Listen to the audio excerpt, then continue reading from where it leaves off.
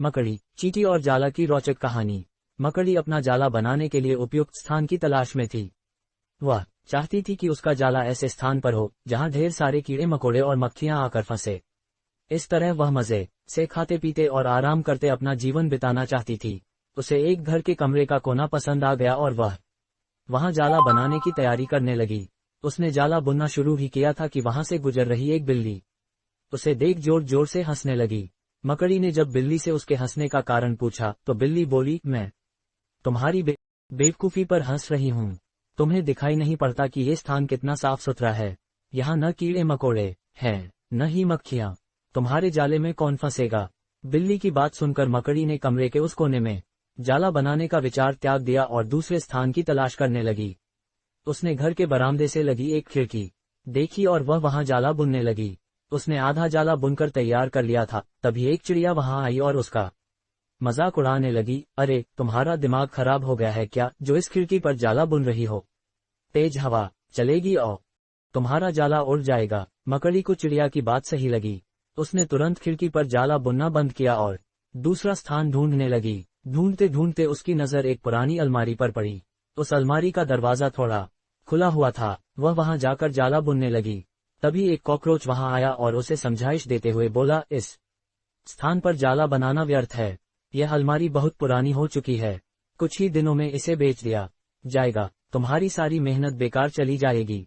मकड़ी ने कॉकरोच की समझाइश मान ली और अलमारी में जाला बनाना बंद कर दूसरे स्थान की खोज करने लगी।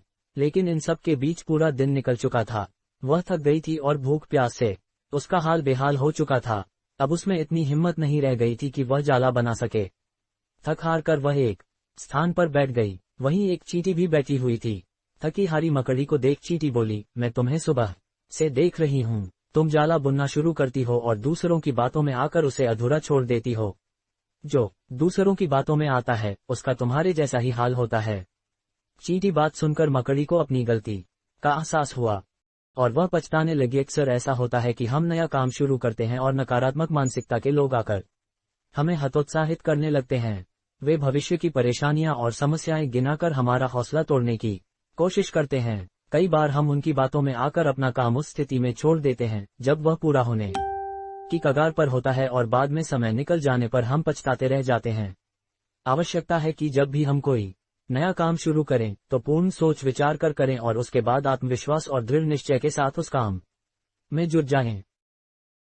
काम अवश्य पूरा होगा। जीवन में सफलता प्राप्त करनी है तो लक्ष्य के प्रति ऐसा ही दृष्टिकोण रखना होगा।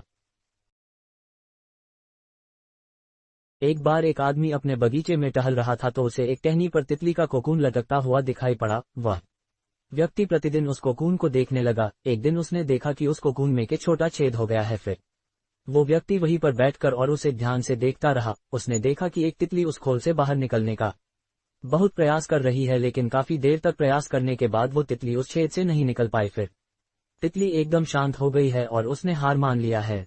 इसलिए उस व्यक्ति ने निर्णय किया कि वो उस तितली की मदद जरूर करेगा। तो उसने एक कैंची को उठाया और कोकून के छेद को इतना बड़ा कर दिया कि वो तितली आसानी से बाहर आ सके। तितली तो आसानी से बाहर निकल आई, लेकिन उसके पूरे शरीर पर सूजन थी और उसके पंख भी सूजे हुए थे। वो व्यक्ति ये सोच रहा था कि तितली अभी पंख फैलाकर उड़ने लगेगी, लेकिन ऐसा हो ना सका, बल्कि तितली को अपना सारा जीवन जमीन पर रेंग कर ही बिताना पड़ा। वो आदमी अपनी दया और जल्दबाजी में ये नहीं समझ पाया कि दरअसल कोकून से निकलने की प्रक्रिया को प्रकृति ने इतना कठिन इसलिए बनाया है ताकि ऐसा करने से तितली के शरीर के पंखों में पहुंच सके और वो छेद से बाहर निकलते ही उड़ सके।